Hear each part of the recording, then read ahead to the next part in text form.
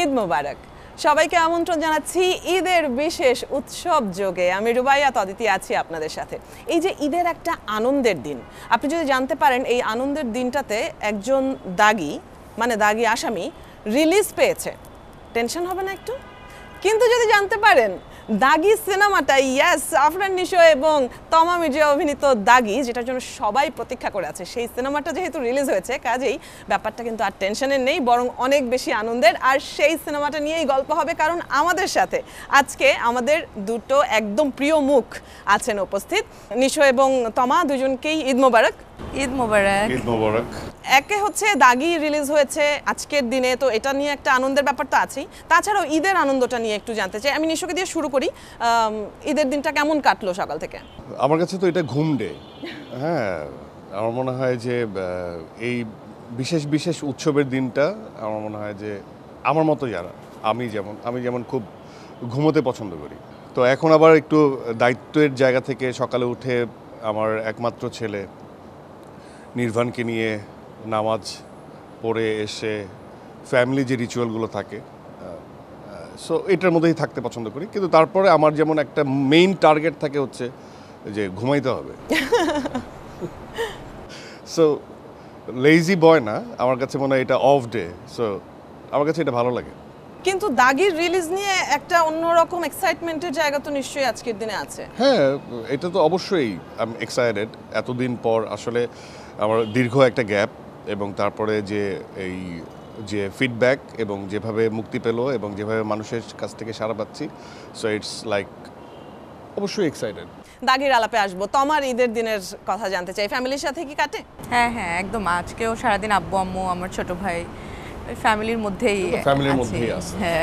আর ঈদের দিন cinema release হলে কি ফ্যামিলি নিয়ে দেখতে যাওয়া হয় বা দর্শকদের সাথে বসে কি একটু দেখা হয় তাদের রিঅ্যাকশন? হ্যাঁ, আজকে যেমন তো দেখা হচ্ছে, আজকে সব বিকাল থেকেই কাজ হলো, একটু হলে হলে গিয়ে একটু দেখে আসা। আরও তো শুধু যে রিলিজের আগেই প্রমোশনাল অ্যাক্টিভিটিস থাকে সেটা তো না, রিলিজের পরেও থাকে। সো সেইটাও আমাদের আলফাই থেকে এবং চরকি থেকে, এসবিএফ থেকে একটা প্ল্যান আছে যে ঈদের পরের দিন মানে কালকে থেকেও আমাদের একটা প্ল্যানিং আছে। তো আপাতত আজকের দিনটা ফ্যামিলি, কালকে থেকে আবার কাজের দিন শেষ, ওয়ার্ক ডে স্টার্ট আর কি। সত্যি তো, যেমনটা নিশো বলছিলেন যে একটু আলসেমি করার সুযোগ পেলে সেটা আসলে কাজে লাগাতে ইচ্ছাও কিন্তু করে, ফ্যামিলির সাথেও একটু সময় কাটাতে ইচ্ছা করে। দাগী নিয়ে একটু জানবো। দাগী কেন দেখবে মানুষ, মানে এটা ট্রেলার খুবই ইন্টারেস্টিং, স্টোরি লাইনের জায়গাটাতে একটু আসতে চাই। এখন যেমন খুব মারধার মুভি চলছে, থ্রিলার এবং কিলিং খুব থাকছে সব মুভিতে, তো দাগীও কি আসলে মোটা দাগে তেমন? এখন তো মানুষ হলে যে অলরেডি এক্সপিরিয়েন্স করা শুরু করে দিয়েছে, সো আমি বলতেই পারি না এটা এখন এটা এক একটা সময় এক একটা, আমি বলি যে টাইম লাইনে কিছু বিষয় নিয়ে মানুষের উত্তেজনা কাজ করে। সো একটু যে মার ধার কাট বা হচ্ছে থ্রিল বেজ হয়তো বা জনরাতে মানুষ দেখে মজা পায়, এই জন্যই আমি নিজেও থ্রিল জনরার কাজ পছন্দ করি। এটা অবভিয়াসলি আমি সব ধরনের জনরাতে কাজ, কিন্তু দাগী নিয়ে যদি আমি আলাদা করতে পারি, ইটস এ কম্বাইন্ড প্যাকেজ। আমার কাছে মনে হয় যে ইটস একটা হিউম্যানিটির গল্প, and it's a story about redemption, মুক্তির গল্প। আমাদের যে পারসেপশন, সমাজে প্রচলিত যে পারসেপশন থাকে, সেই পারসেপশন থেকে বের হয়ে আমরা কি ডিপ ইনসাইড কোনো কিছু ভাবতে পারি কি না। একজনকে তাকিয়ে দেখে মনেই হতে পারে যে সে দোষী, কিন্তু তার ইনসাইটটা কি, সে আসলে কি বলতে চাচ্ছে, তার কথাগুলো। যেমন আমাদের হয় কি, আমরা সবাই বলতে পছন্দ করি, কিন্তু কেউ হয়তো বা শুনতে পছন্দ করি না।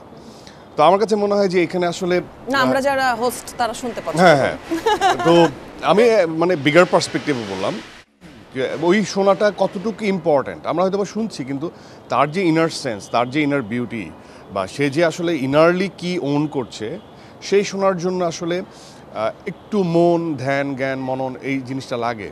যে আমি কি সে তার কথাগুলো অনেক সময় হয় না যে কথাগুলো আসলে মুখ দিয়ে বলা যায় না, নীরবেও অনেক কিছু বলে। সো ওইটা সেন্স করা যে একজন মানুষ, আমরা যাকে বা একটা সিচুয়েশন যেখানে অনেকেই দাগী ভাবছে, কিন্তু তার যে জার্নিটা, তাকে আমরা কিভাবে রিসিভ করছি, তার কথাগুলো শুনছি কিনা।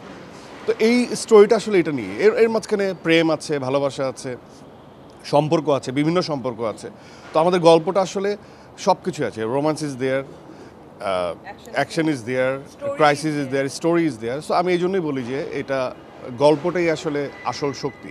তোমাকে কি আকৃষ্ট করেছে দাগির গল্প? প্রথমে তো গল্প অবশ্যই, তারপরে অনেস্টলি স্পিকিং সেকেন্ড হলো ডিরেক্টর অ্যান্ড আর্টিস্ট। আচ্ছা, আমার মনে হয় যারা নিশো ভাইয়ের সাথে কাজ করেছে আগে তারা জানে যে এই মানুষটার সাথে কাজ করলে অনেক কিছু শেখা যায় এবং এই মানুষটা অনেক কমফোর্ট করে ফেলে। যেমন সুরঙ্গতে এত হয়নি, বাট দাগিতে যেটা হয়েছে যে আমি শর্ট দিয়ে নিশো ভাইয়ের দিকে তাকাইছি যে নিশো ভাই কেমন হয়েছে, ভালো হয়েছে ভালো হয়েছে, আমি আরেকবার দিই, আরে না ভালো হয়েছে, আচ্ছা দিবি দে। মানে এই যে একটা আর্টিস্টদের মধ্যে একটা আন্ডারস্ট্যান্ডিং, এটা না খুব জরুরি। তখন না একটা সিন খুব মেক বিলিভ হয় যে না এটাই মনে হয় জুটিটা, বা এটা ওরা যেটা বলছে যেটা করছে এটাই রিয়েলিস্টিক। তো এই জন্য মানে আমি যদি খুব ভয় পেয়ে থাকি বা আমি যদি খুব কনফিউজ থাকি, আমি যদি আমার কোয়ার্টিস্টের সাথে কথাই বলতে না পারি এবং সেও যদি আমাকে ওই স্পেসটা না দেয়, তখন কিন্তু স্ক্রিনে বোঝা যায়। তো আমাদের গান রিলিজের পরে যেটা হয়েছে, সবাই খুব বলেছে যে না একসাথে দেখতে ভালো লাগছে।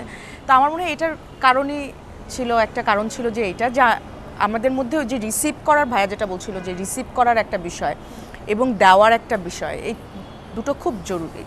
And of course the main person of this film আমাদের ডিরেক্টর শিহাব ভাই। শিহাব ভাইয়ের লাস্ট যতগুলো কাজ আমরা দেখেছি ওটিটি এবং অফকোর্স তার ফিল্ম যেটা রিলিজ হয়েছে, উনি এত ভিন্ন ভিন্ন জনরার গল্প আমাদের দেখিয়েছেন, মানে কখনো মনোটোনাস লাগে না যে একটা গল্প নিয়েই উনি কাজ করছে। তো তার সাথে কাজ করারও একটা লোভ ছিল যে হ্যাঁ ওনার সাথে কাজ করলে একটা ভালো গল্পের কাজ হবে বা একটা ডিফারেন্ট ক্যারেক্টার আমি পাবো। তো এক্স্যাক্টলি সেটাই হয়েছে। যারা গল্পটা দেখছে বা আমার ক্যারেক্টারটা দেখছে, তারা আই থিঙ্ক আমার সাথে একমত হবে। আমার যদি বলতে হয় তাহলে তোমার শি ইজ রাইট, আসলে একটা তালমিল বোঝাপড়াটা আসলে খুব দরকার হয়, আর এটা পার্সন টু পার্সন ভ্যারি করে। সো হ্যাঁ, অবভিয়াসলি আমিও এই ফিডব্যাক পেয়েছি যে আমার সাথে তো আমার কেমিস্ট্রিটা অডিয়েন্সের জায়গা থেকে বা যারাই দেখছে তাদের পছন্দ হয়েছে। আমার ক্ষেত্রে যেটা পার্টিকুলারলি মনে হয় যে ইটস এ টিম এফোর্ট। হ্যাঁ, সো একটা মুভি চুজ করার পেছনে এই জন্যই আমার মনে হয় হয়তো বা অনেক বেশি সময় লাগে, বাট সেই সময়টা আমার কাছে খুব পজিটিভ এবং আমি সেই সময়টা নিতে চাই। তো যখন গল্প ইটসেলফ আসে, হয়তো বা ডিরেক্টর থেকে শুরু করে প্রডিউসিং টিম যারা ইনভেস্ট করছে, ডিওপি বা অন্যান্য কলাকুশলী যারা আছে, আমি আসলে সব কিছু নিয়েই একটু ভাবার চেষ্টা করি। আর গল্পটা আমার কাছে খুব ইম্পর্ট্যান্ট, মানে এখন এই সময়ে গল্পটা আমার কাছে খুব ইম্পর্ট্যান্ট। যে একটা হাইপোথেটিক্যাল কোনো কিছু করে ফেললাম, আমার কাছে সেটা ইজি কাপ অফ টি মনে হয় যে ওকে ফাইন, কিন্তু আমি আমার দর্শকদের, একদমই আমার দর্শক যারা, তাদেরকে আমি আসলে নিউ ডিফারেন্ট স্টোরি এক্সপিরিয়েন্স করাতে চাই। এবং আমিও নাটক করা হয়েছে, ওটিটি করা হয়েছে, ফিল্মের ক্ষেত্রেও আমি আসলে নিজে এক্সপিরিয়েন্স করতে চাই, এক্সপ্লোর করার একটা ব্যাপার। আমিও এক্সপিরিয়েন্স করতে চাই ফিল্মে, যে নতুন সুন্দর একদমই গল্প নির্ভর কাজগুলোকে আমি এক্সপ্লোর করতে চাই বা আমি এক্সপিরিয়েন্স করতে চাই সেটা। তো সেক্ষেত্রে অবশ্যই as a director Shihab Shaheen অনেক জনরা প্লাস হচ্ছে তার একটা, সে যদিও বয়সে অনেক বয়স হলো তার, আমি তাকে কাকা বলি, কাকুর অনেক বয়স হলো, কিন্তু তার মধ্যে এখনও ওই বাচ্চা সুলভ ব্যাপারটা আছে। তো আমার কাছে মনে হয় যে আর্টিস্ট তো সবাই, যে ডিরেক্টরের মধ্যে ওই ক্রেভিংসটা কাজ করে, ওই বাচ্চামিটা কাজ করে, নতুন করে আবার গল্পটাকে ব্লেন্ডিং করা বা বলা, তো আমার কাছে মনে হয় যে সেটা আমাদের জন্য খুব পজিটিভ স্পিরিট হিসেবে কাজ করে। So director, then the team, Alpha I's, BF, এদের যে কোলাবোরেশন, এদের যে থট প্রসেস, সব কিছুই আমার কাছে তখন মনে হয় যে পজিটিভ। যেভাবে আমার সুড়ঙ্গটা হয়েছিল, সুড়ঙ্গের আগে আমি অনেক অফার পেয়েছি কিন্তু করা হয় নাই, এবং আফটার সুড়ঙ্গ আমার অনেক গল্প নিয়ে ভাবা হয়েছে কিন্তু করা হয় নাই। আর ইন টার্মস অফ কোয়ার্টিস্ট আমার কাছে মনে হয় যে তমা সবসময়ই she is a very good listener. ও শুনতে চায় এবং তারপর ডেলিভার করতে চায়, এবং ও যে ভাবে সেটাই একটা আমার কাছে মনে হয় টিমকে একটা সুন্দর পজিটিভ এফোর্ট দেয়, যে শি ইজ লাইক থিঙ্কিং যে ওকে ফাইন, এটা এভাবে করতে হবে। সো এই তালমিল বোঝাপড়াটা অনেক ইম্পর্ট্যান্ট। রাইট। আমরা দাগি নিয়ে কথা বলার পাশাপাশি অন্যান্য কাজ এবং কাজের বাইরের কিছু আলাপেও আসবো। একটা ব্রেকের সময় হয়েছে, একটা বিরতি নিয়ে ফিরছি। দর্শক, চলছে উৎসব যোগ এবং ঈদের এই দিনটিতে আমাদের দুই প্রিয় অভিনেতা আমাদের সাথে রয়েছেন, তাদের সাথে আরো গল্প হবে, আড্ডা হবে, সাথেই থাকবেন একাত্তরের। ফিরছি বিরতির পর। আছেন একাত্তরে, চলছে চলছে উৎসব যোগ, আরও একবার ঈদের শুভেচ্ছা জানাচ্ছি। আমি রুবাইয়াত অদিতি আছি আপনাদের সাথে, আর আমাদের সাথে আছেন আফরান ইসু এবং তমা মির্জা। আমরা গল্প করছিলাম দাগি নিয়ে, তো আবারও আমন্ত্রণ বিরতির পর। তমা, কেমিস্ট্রির কথা হচ্ছিল, পরিচালকের সাথে বোঝাপড়ার কথা হচ্ছিল। এখনকার সময়ে বড় সিনেমা বা যেই সিনেমার জন্য মানুষ অপেক্ষা করে থাকে, সেটা কি ঈদ নির্ভর হয়ে গেছে, এরকম কি মনে হয়? আপনার এর আগের মুভিটাও ঈদে এসেছে। হয়নি, ঈদ নির্ভর করাচ্ছি আমরা, এটা আমরাই করাচ্ছি আসলে আমরা, কারণ বড় বড় ভালো ভালো ছবিগুলোই ঈদের জন্য ওয়েট করে থাকে। এবং ঈদের সময় যেটা হয়, প্রথমে শুনি 3টা ফিল্ম, তারপরে শুনি 5টা ফিল্ম, তারপরে শুনি 6টা ফিল্ম, এরপরে বাড়তে বাড়তে কি হয় আসলে পরে গিয়ে দেখা যায় যে কখন কোন ফিল্ম ঈদে রিলিজ হচ্ছে ওইটাই ওইভাবে জানা হয় না। হ্যাঁ, তো আমার কাছে মনে হয় যে ঈদে শুধু দর্শক এসে হলে ছবি দেখবে সেটা না, যে কোনো ভালো গল্পের, ভালো নির্মাণের, ভালো অভিনয়ের ছবি যে কোনো সময়ে আসা যায়, শুধুমাত্র একটা সময় ছাড়া, যে সময় দেশের পরিস্থিতি ভালো থাকে না। এছাড়া যে কোনো বন্যা বা যে কোনো পরিস্থিতি ছাড়া যে কোনো সময় আমার মনে হয় একটা ভালো ছবি নিয়ে আসলে দর্শক সেটা হলে এসে দেখবে।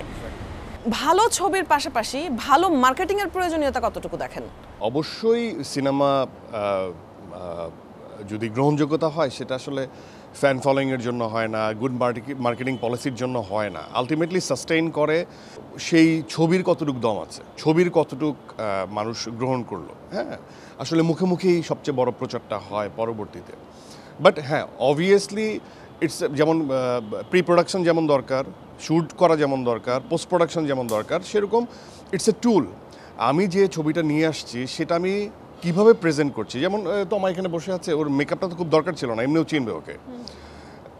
এই যে সুন্দরভাবে নিজেকে প্রেজেন্ট করলো, সো আমার কাছে মনে হয় যে বডিটা আমরা দাঁড় করালাম, সে বডিটা যে আমরা দেখাবো, এখানে কিছু টুলস, কিছু প্রমোশনাল অ্যাক্টিভিটিস অবশ্যই টপ নচ, যেটা খুব প্রিসাইজলি করা উচিত। গল্প নির্ভর ছবির কথা বারবার আসছে, আমরা একটু চরিত্রের জায়গাটাতে যদি আসি, যেমন সুরঙ্গের কথা ঘুরে ফিরে তো আসছে বারবার, যেহেতু আপনারা দুজন আছেন। তমার চরিত্রটি সুরঙ্গের যেটা ছিল, দর্শক খুব বিরক্ত হয়ে বেরোচ্ছে, এরকম কেন এই মহিলা? হ্যাঁ, তো কারণ ও পারফর্ম খুব ভালো করছে, রাইট। তো যখন একদম মানে প্রোটাগনিস্টের জায়গায় না থেকে বরং একটু আলাদাভাবে উপস্থাপন করা হচ্ছে, সেটা কি একটা আলাদা চ্যালেঞ্জ হয় কিনা? সুরঙ্গের চরিত্রটি তোমার জন্য বিশেষ ছিল কিনা? না, অফকোর্স বিশেষ ছিল, কারণ একটু তো নেগেটিভ ছিল ক্যারেক্টারটা। তো নর্মালি মেইন যে প্রোটাগনিস্ট থাকে, হিরো হিরোইন, তাদের মানে বদবাধা ব্যাপারটা থেকে একটু বাইরে, যে তারাই মানে হিরো কখনো ভিলেনের কাছে হারবে না বা হিরোইন কখনো ভিলেন হবে না, এই টাইপেরই তো আমাদের একটা থিওরি চলে আসছে। বিকজ অফ গল্পের প্রায়োরিটিটা কম পায় এখানে, এই জন্যই আমাদের ওই থিওরি। এখন যেরকম আমরা ওই জায়গা থেকে বের হয়ে এসেছি, এবং সুরঙ্গতে কখনো আমি একটাবারও চিন্তা করিনি যে ময়না ক্যারেক্টারটা নেগেটিভ। না, ময়না একটা চরিত্র, যে চরিত্রটার মধ্যে এই সব এলিমেন্টগুলো আছে, ওর স্বভাব এরকম, ও তো ক্রিমিনাল না। মানে এই যে ফ্লস, একটা চরিত্রের যে ভুলগুলো থাকে, এই ভুলগুলোই আসলে একটা চরিত্রকে প্রাণবন্ত করে। মানে একজন চরিত্রের কোনো ফ্ল থাকবে না, কোনো মহামানব হয়ে যাবে একজন। হ্যাঁ, যেমন সাপোজ, মানে আমি যদি একদমই খুব সূক্ষ্মভাবে চিন্তা করার চেষ্টা করি, সুরঙ্গতে ও যেমন নেগেটিভ ছিল, মাসুদের কিন্তু প্রপার একদমই খুব পজিটিভ চরিত্র না। তার যে ট্রান্সফরমেশনটা হয়, তার টাকা লাগবে, why is thinking about the robbery, তো এরকম। সো ওইখানেও ফ্লজ আছে, ওইখানেও একটা গ্রে শেড আছে। ডিরেক্টর খুব ট্যাক্টফুলি ওইটাকে হ্যান্ডেল করার চেষ্টা করছে। এবং কিছু মানুষ বলে উঠবে পলিটিক্যালি কতটুকু রাইট অ্যান্ড রং, কনভেনশনাল ওয়েতে, ফরম্যাটে অলওয়েজই পলিটিক্যাল ইনকারেক্ট জিনিসটাই আমরা, বাবার মৃত্যুর শাস্তি যদি আমার হিরো না নেয়, তাহলে আমাদের অডিয়েন্সের মধ্যে মানে ওই জেল্লাটা আসে না আর কি, ওই ব্যাপারটা আসে না। সো আইন তো হাতে তুলে নেওয়া যাবে না, তো এরকম অনেক থাকে। কিন্তু আমার কাছে মনে হয় যে এই কনভেনশনাল ওয়েতেই যে সব কিছু করতে হবে, নায়ক নায়িকা, প্রেম মহব্বত, এটার বাইরেও তো আসলে গ্লোবালি মানুষজন ফিল্ম এক্সপিরিয়েন্স, আমরা এখন নেট দুনিয়াতে বিভিন্ন দেশের বিভিন্ন কান্ট্রির যে গল্পগুলো দেখতেছি, এইখানে এটাই নতুনত্ব। আমি যদি তোমার কাছে একটু জানতে চাই, এটা আমাদের এবং আমাদের আশেপাশের বেশ কিছু ফিল্ম ইন্ডাস্ট্রিতে বা দর্শকদের মধ্যেও বোধহয় একটা ব্যাপার আছে যে নায়ককে দেখে ইন্সপায়ার হওয়া, বা সিনেমাটা কেমন যেন নায়কের। এটা গত ঈদে আমি জানি না আপনার কানে এসেছে কিনা, যে সাকিব হিট করবে না নিশো হিট করবে, তো কেন দুজন নায়কের নাম নিয়ে এই কম্পিটিশনটা? এক হচ্ছে হেলদি কম্পিটিশন হতে পারে, দ্বিতীয় হচ্ছে নায়িকারা কি একটু তাহলে কম লাইমলাইটে আসে? না, লাইমলাইটটা কম মানে আমি তো ময়না নিয়ে প্রচুর প্রশংসা পাইছি, লাইমলাইটটা আমি বুঝি না, আমি শুধু আচ্ছা আমি একটা জিনিস বুঝি যে আমাদের ইন্ডাস্ট্রিতে এখনো আমাদের প্রথম আমরা চিন্তা করি একটা মুভির নাম যখন শুনি তখন চিন্তা করি এই ছবির হিরোকে, ঠিক আছে? প্রথমে ডিরেক্টরের নামও জিজ্ঞাসা করি না, ফার্স্টে জিজ্ঞাসা করি এই ছবির হিরোকে। হ্যাঁ, ঠিক আছে। তা আমার মনে হয় যে নিশো ভাই এবং আমি আমাদের যে দুটো ছবি দাগি এবং আগে যে ছবিটা আমরা করেছি সুরঙ্গ, এটার নায়ক হলো আমাদের গল্প আসলে। এরপরে মানে ঠিক আছে, কিন্তু আমি এই যে এটার উত্তরে আমি একটু অন্যভাবে বলতে চাই, সেটা হচ্ছে যে এটাও ট্রেডিশনালি মানে মানে হয় না যে বাসার কর্তাকে বাবা, তো সেই বাবা বসে থাকলেও কর্তা উনি, এরকম একটা আমাদের একটা মানে অ্যাপ্রোচে মাইন্ডসেট আছে। সো এই ট্রেডিশনালি আমাদের এই সাবকন্টিনেন্টে দেখা গেছে যে মানে industry is like on kind of নায়ক নির্ভর যেটা বলি, বা মেল প্রোটাগনিস্ট নির্ভর, এরকম একটা।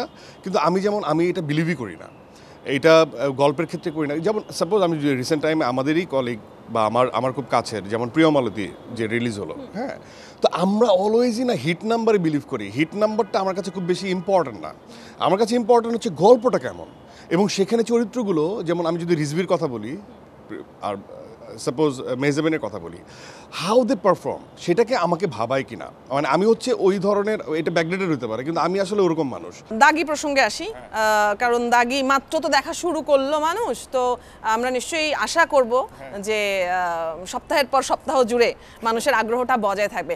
দাগির সবচাইতে পছন্দের কোনো সিকোয়েন্স বা মনে রাখার মতো কোনো কিছু একটু শুনতে চাই, দুজনের কাছে শুনবো। আমারও অনেক পছন্দের সিন আছে, আমি একটা দুটো এমন কিছু একটা বলেন যেটা আজকে আমাদের দর্শকরা যারা দেখছে তারা কালকে গিয়ে সিনেমাটা দেখতে আগ্রহী হবে। কালকে টিকিট পাবে না, পরশু দেখবে তাহলে। আমার কাছে একটা না স্লোলি মানুষের মনে এমন ভাবে পৌঁছে যাবে। একটা সিকোয়েন্স আছে যেখানে আমার একটা ভুলের কারণে আমি